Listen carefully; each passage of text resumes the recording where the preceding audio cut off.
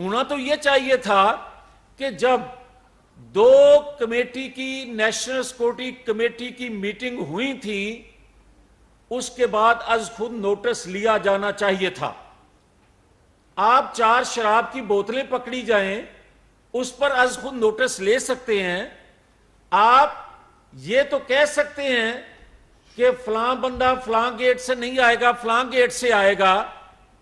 تو مجھے یہ بتاؤ کہ گاڑی کا رنگ یہ ہونا چاہیے. تو کیا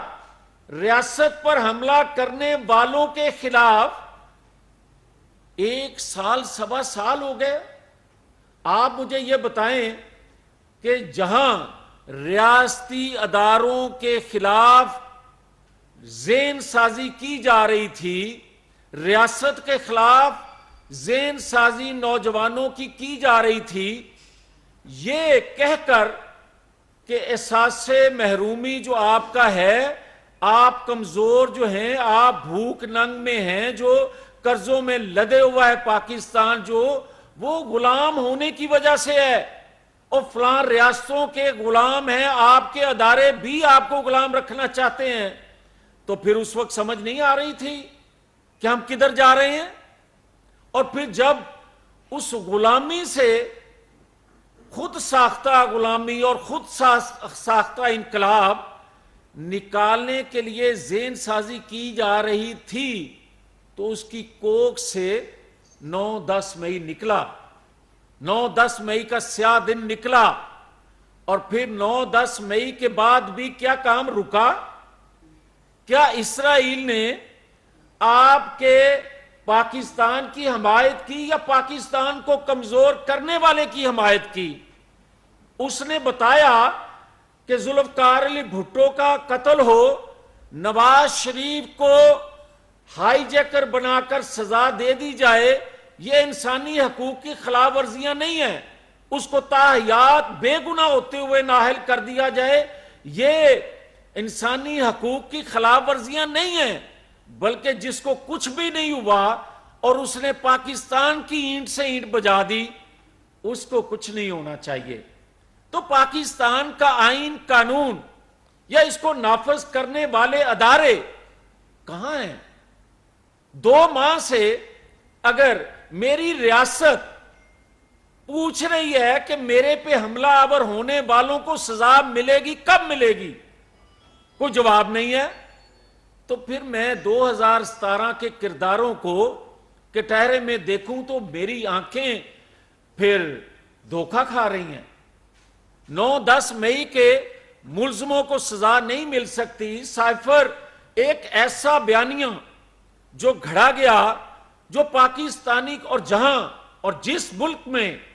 انصاف کا قتل ہوتا ہے وہاں ایسا وائرس، زہریلا وائرس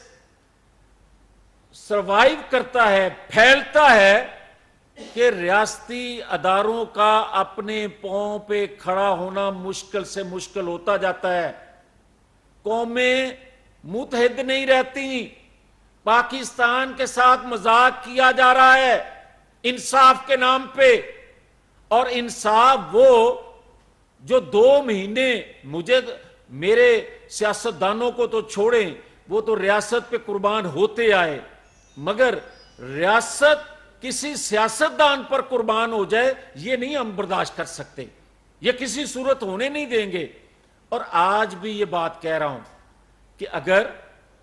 جو کہ انشاءاللہ میں سمجھتا ہوں کہ دیر صحیح مگر دیر سے ہی صحیح، آہستہ آہستہ 80-90% لوگ جان چکے ہیں کہ ہمارے ساتھ کھیل 2017 سے کیا کھیلا جا رہا ہے اور اس کے کردار کون کون سے ہیں. مگر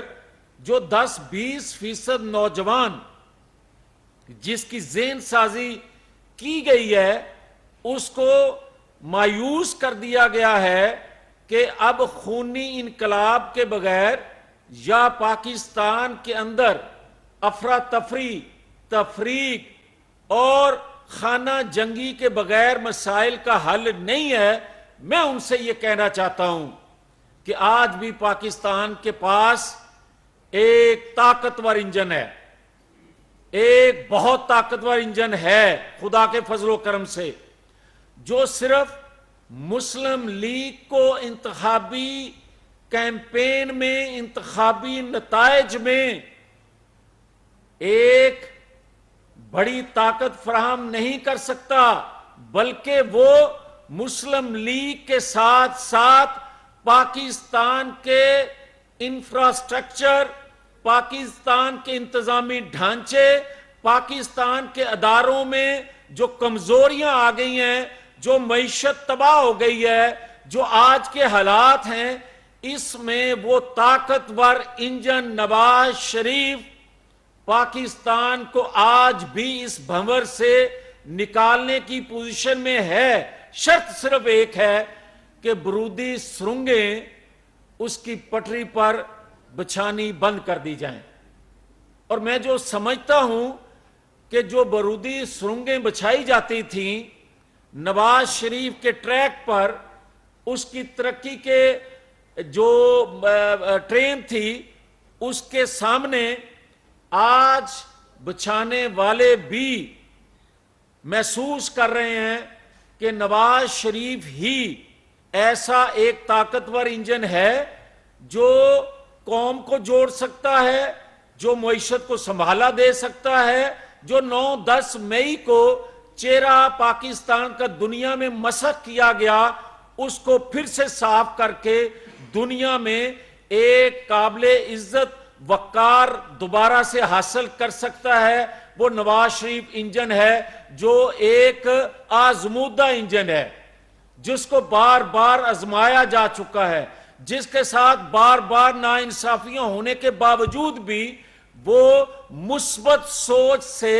اسی ٹریک پر پھر چڑھتا ہے، پھر اتارا جاتا ہے، پھر چڑھتا ہے، پھر اتارا جاتا ہے۔ تو میں سمجھتا ہوں کہ چوتھی بار اب پاکستانی عوام کے ساتھ ساتھ اداروں میں بیٹھے لوگ جو ہیں وہ بھی محسوس کر رہے ہیں کہ عوام کی حمایت سے، عوام کی خواہش کے مطابق ہم بھی مثبت رول ادا کریں تو پاکستان اپنی منزل تک پہنچ سکتا ہے، اور یہ قوم متحد ہو کے اس ٹرین کو، کمزور بوگیوں کو طاقتور انجن کے ساتھ جوڑ کے وہ اپنی منزل تک لے کے جا سکتا ہے۔ تو میں آخر میں یہ ضرور کہوں گا کہ اگر کوئی سمجھتا ہے کہ سارے فیصلے، سارا انصاف جو ہے وہ ستمبر میں ہی ہوگا، تو یہ اس سے بڑی پاکستان کی بدقسمتی اور کوئی نہیں ہو سکتی۔ اگر مایوس ہو جائے قوم، یا تمام فیصلے جو ہیں وہ جوڑ دیے جائیں، انتظار کیا جائے ستمبر کا، تو پھر اس سے بڑا ظلم جو ہے اس قوم کے ساتھ، اس ریاست کے ساتھ اور کیا ہو سکتا ہے کہ صرف اور صرف چند شخصیات کے گرد جو ہے ریاست کی تقدیر جو ہے وہ گھوم رہی ہو، قوم کی تقدیر گھوم رہی ہو،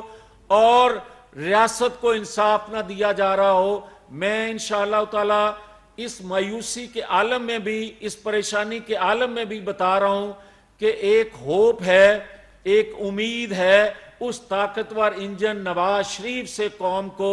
کہ انشاءاللہ جب چوتھی دفعہ نواز شریف وزیر اعظم بنیں گے تو پہلے سال 1.5 کے اندر انشاءاللہ تعالی سی پیک مکمل کریں گے، اور سی پیک مکمل ہونے سے جو اس کے مقاصد تھے سی پیک شروع کرنے کے اور پایا تکمیل تک پہنچانے کے، اس کے ثمرات پاکستان کو جب ملنے شروع ہوں گے تو پاکستان کے اندر 2 سال کے اندر خوشحالی جو ہے وہ پاکستانی قوم کو نظر آنا شروع ہو جائے گی۔ بہت شکریہ۔ دیکھیں، نواز شریف تو 2021 دسمبر اس وقت سے پاکستان آنے کے لیے بیتاب ہیں، مگر بدقسمتی دیکھیں کہ جب 9-10 مئی کو ریاست پر حملہ ہو اور ریاست کو انصاف نہ ملے، تو پھر میں یہ کہہ سکتا ہوں کہ 2017 کا تسلسل آج بھی قائم ہے۔ اور میں یہ سمجھتا ہوں کہ اگر کوئی یہ کہے کہ ستمبر میں ریاست کو انصاف ملے گا، ستمبر میں مجرم جو ہیں کٹہرے میں آئیں گے، ستمبر میں 2017 کی جو ناانصافیاں ہیں اس کا مداوع ہوگا۔ تو یہ کیسا پاکستان کا آئین ہے، قانون ہے انصاف کے؟ کیا یہ تقاضے ہیں کہ سارے کام ستمبر میں ہونے ہیں؟ اس سے پہلے آپ سب جانتے ہیں کہ سائفر جھوٹ تھا، جو اس نے بیانیہ بنایا جھوٹ تھا، جو 9-10 مئی کو اس نے کیا انتہا کر دی۔ اس کے باوجود بھی اگر اس کو کوئی یہ کہے کہ یہ جناب ایک پاپولر لیڈر ہے، یہ اس کے فالوور ہیں، اس کے نوجوان جو ہیں وہ گمراہ ہیں بے شک وہ، مگر اس کے ساتھ ہیں، تو کیا شیطانوں کے ساتھ، کیا وقت کے یزیدوں کے ساتھ کچھ لوگ ہوا نہیں کرتے؟ مگر پاکستان جیسے ملک پر حملہ کرنے کے باوجود اگر کوئی اس کو کہے کہ یہ لبرل ہے، ایک فیس اس کا وہ ہوتا ہے، اگلے لمحے وہ کہتا ہے جو مذہبی ٹچ دو، اگلے لمحے وہ کسی اور کا اعلی کار بنتا ہے۔ یہ سارا جو کچھ کھیل کھیلا جا رہا ہے، ہر ایک کے علم میں ہونے کے باوجود اس پہ ہاتھ کیوں نہیں ڈالا جا سکتا؟ اور یاد رکھیں، جب تک پاکستان کے اندر سلطان رائی زندہ ہے اور سلطان رائی جیسے مکالمے، سلطان رائی جیسی بڑکیں جب تک چلتی رہیں گی، وہ اچھا کرتا تھا، برا کرتا تھا، مگر اس کی بھی فالوئنگ تھی۔ اسی طرح آج عمران خان ہو، وہ الطاف حسین ہو، وہ طاہر القادری ہو، اس کا حصہ بقدر جثہ جتنی بھی فالوئنگ ہے یقیناً ہوتی ہے، مگر کیا اس چند فیصد لوگوں کو دیکھتے ہوئے پاکستان کو برباد ہونے دیں گے؟ نہیں ہو سکتا۔ اس لیے یہ میں سمجھتا ہوں کہ اگر یہ وائرس، اگر یہ سازش مکمل طور پر ختم کرنی ہے کہ دوبارہ 9-10 مئی کا واقعہ پیش نہ آئے، تو اس کو گرفتار کر کے آئین قانون کے مطابق سزا دینا لازم ہے۔